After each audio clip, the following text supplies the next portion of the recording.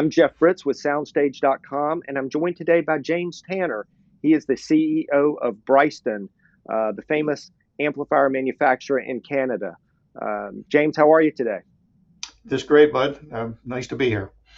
Well, I appreciate you being here, and the reason that you're here, I think it was on June 5th, you guys had a pretty cool announcement, and it really caught my eye because it's something that I haven't seen, honestly, from any other company, and maybe other companies have done something like this, but it seemed pretty unique to me. And it is the Mhm. Vintage Amplifier Restoration Program. And so I want to talk about that. But before we jump into that, I think it's important to kind of establish a baseline of what Bryston is famous for, or a couple of the things that Bryston is famous for.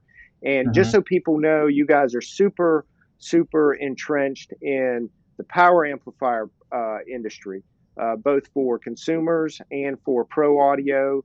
There's got to be just tons of Bryston power amplifiers out in the field, and they have a unique warranty. Not many companies replicate what you do. Tell us a little bit about the Bryston warranty, and then also, just for curiosity, if you have any idea how many Bryston power amplifiers are actually in service, both in pro and in people's homes today. Yeah, it's an interesting story. Basically, we started building amps in and around 1972, and we got to 1990. So at that point, we were, 18 years old roughly, and we were getting product back for repair and or updates or whatever. And we were recognizing at that point that we had a 5-year warranty, but we had never ever charged, even through that 18-year period. We'd never charged for a warranty, even though there was a 5-year stated warranty. So in 1990, we were having a board meeting, and everybody said, we're getting these 18-year-old amplifiers back, and they're performing really well. They're holding up very, very well. So we decided, why don't we make it a warranty at that point of some larger number? Originally, we thought about lifetime, and then the lawyer said to us, "Whose lifetime, James?" I said, well, maybe mine, and maybe live longer that way. But anyway, they said, no, you can't do that. So we decided 20 years, which was a generation back in those days. We thought we'd do the 20-year thing. So as of 1990, we just introduced the 20-year warranty, but it was based on some factual information we were getting already. But as I say, I wanted to point out that we'd never charged up until that point anyway. So it was really just a flow over from that. And the other thing that you mentioned, there are thousands out there. I mean, literally thousands of amplifiers. And this is a pilot project just to sort of see how this all goes. But the other thing I was going to tell you, a nice story. There was a studio in Toronto called Eastern Sound. And when Jack Renner from Telarc used to come up and do his recordings there with Ray Brown and Oscar Peterson and so on, he would always call me up and say, James, bring down some speakers and amps. And I'd say, yeah, I do that. I'll do that, but as long as I can sit in.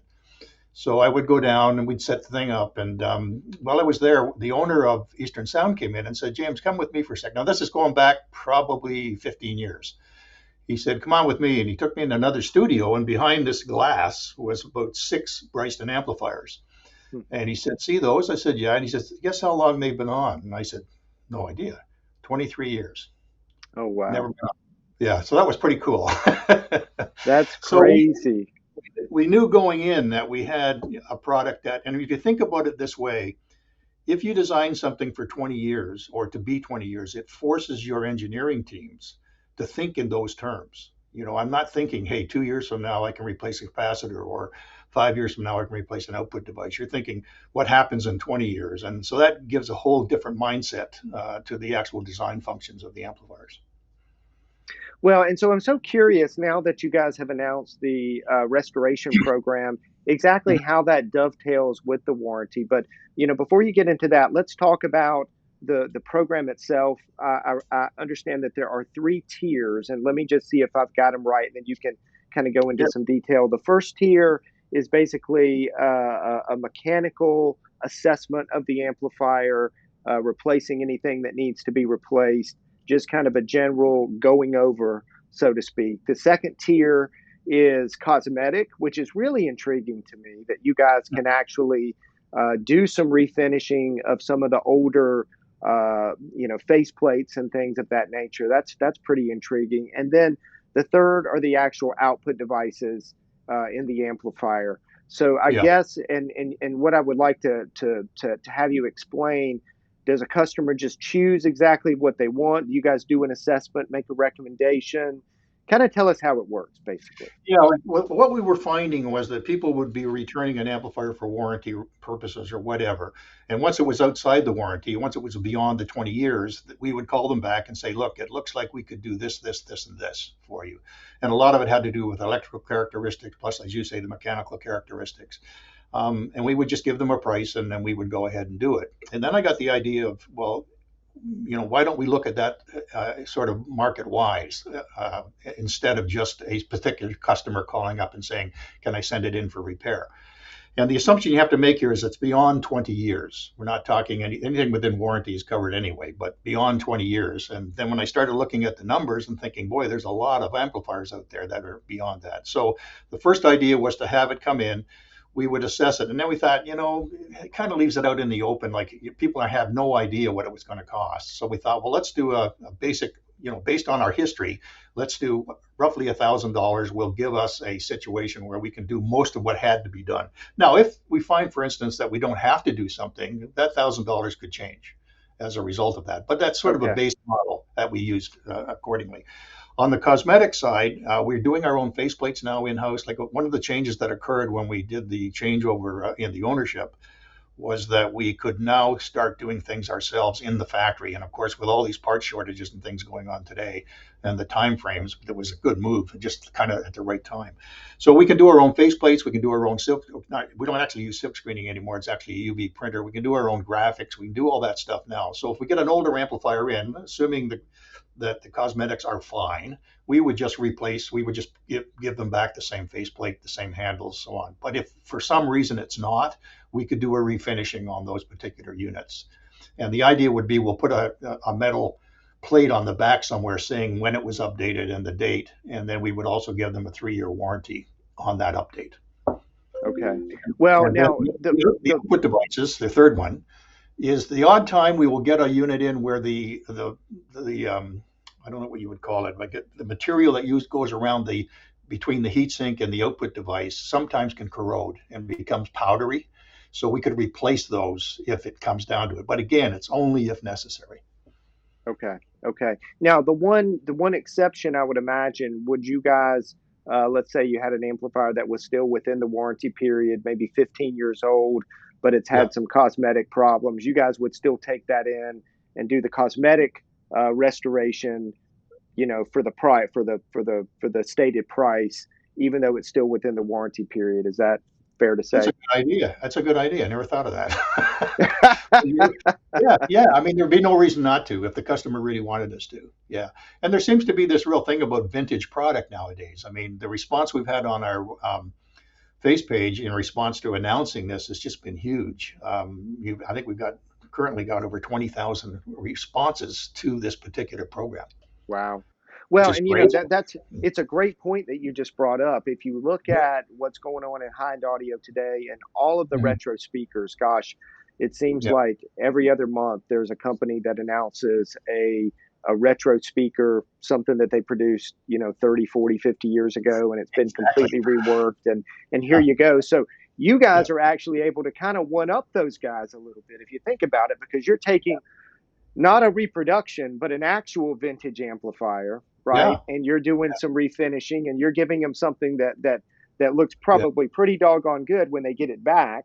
And so you've yeah, got this real life vintage amplifier, vintage high end yeah, audio product that you're giving the yeah. customer. So that's to me that's fairly unique. Yeah, we're probably one of the few companies can do it. We have that history in order to be, we've got a 50, 55-year history of building amplifiers and things. So it makes a big difference in terms of being able to back it up, right? And you know what? It puts the customer first. I mean, and it gives confidence to the customer even if he's buying a new unit that there's a long-term aspect to what he's purchasing.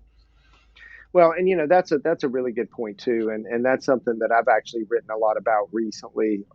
Is and even in some of the interviews is protecting the investment of the customer.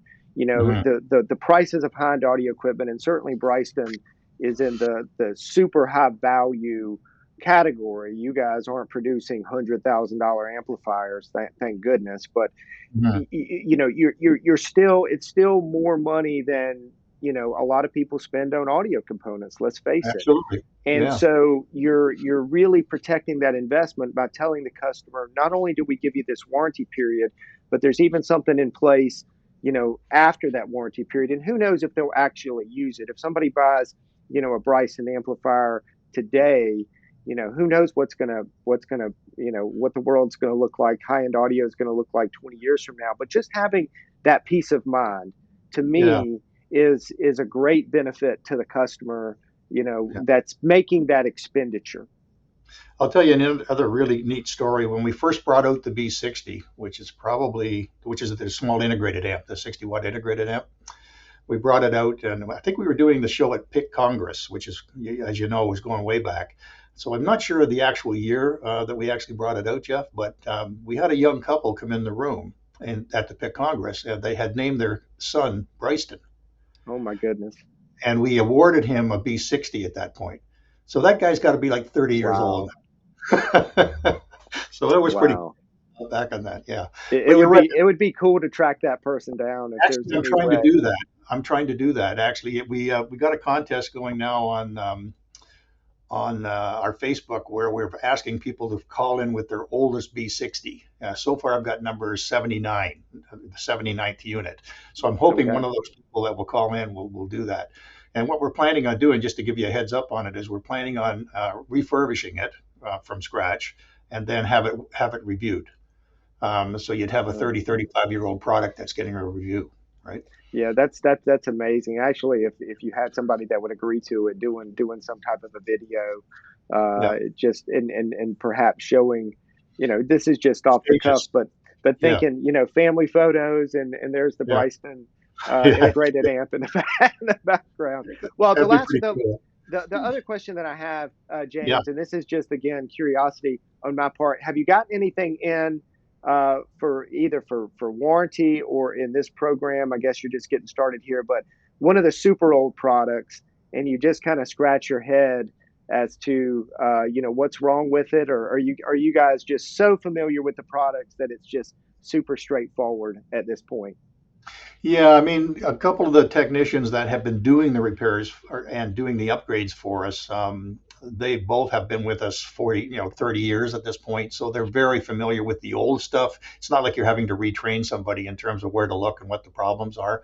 So I don't have anything. We haven't actually started the program yet in terms of people, like probably starting next week, because what's happening is they fill out a form, and then we send that form, and then they'll call us, and we'll call them and arrange to get we don't want everything coming in at once, obviously. Right, um, right. so we're arranging that, so it'll be interesting to see as we go forward. But from the past, I can tell you, we had, I think, number 3 4B came back probably about 2 years ago, and it was Okay. amazing. Other than capacitors, it was fine. So it was pretty interesting to look at that. Yeah. Well, and one other thing that it would be interesting to do is to catalog these as they come back and to photograph them. And Yeah. because I think particularly on your social media outlets that people would really be interested to see some of these older products, particularly if you could do before and afters, right? If Yeah, as a somebody's matter of fact, we've already done that with. I had one. I think it was on our Facebook page that we put it on, but it came back, and honestly, Jeff, it was, you couldn't see parts for dust. It was just, it was totally cat hair, you name it. The whole thing was just covered in stuff. And then we took a picture of that, and then we took a blower and blow all the stuff off, and then you could see sort of the guts finally at that point. And then we showed how we changed the capacitors, changed the resistors, that kind of thing. So it went pretty well. So I'm thinking of doing exactly the same thing with this unit as well. Yeah, I would Yeah. imagine cleaning the older stuff is actually part of the process, right? I mean, that the Oh circuit yeah. boards have got to just be caked. Is that You got are you able to get it just with blowing the interior, or are there other a things that lot you of it, do? a lot of it, yeah, a lot of it. Now you'll start to see, when depending on the year, you'll start to see leakage. You'll get residue on the boards and that kind of thing that have to be cleaned off. But it was just an interesting concept. When you open it up, you think, how the hell did this thing even work? It's just, you can't even see parts. It's crazy. Yeah. So it's indicative of the fact, though, that the stuff hangs together. It just does. Well, you guys, I mean, in terms of reliability, I can honestly say Bryston has to be the first. Hmm. When you're talking about amplifiers, that has to be the first company that comes to mind, and this is just further proof of that. Well, James, listen, I really appreciate it. I appreciate the scoop on the program. I think it'll be wildly successful, and Yeah. please do share some of that. I would love to see some of the Yeah. photos and some of the stories. Maybe after you've had this program for a year or so, we can come back and redo Yeah. this interview, and I'm sure you'll have a lot more cool things to tell us about the Okay. Bryston amplifiers. Glad to do it, Jeff. Glad to do it. All right, talk to you soon. Take care, bud. Bye bye. Bye.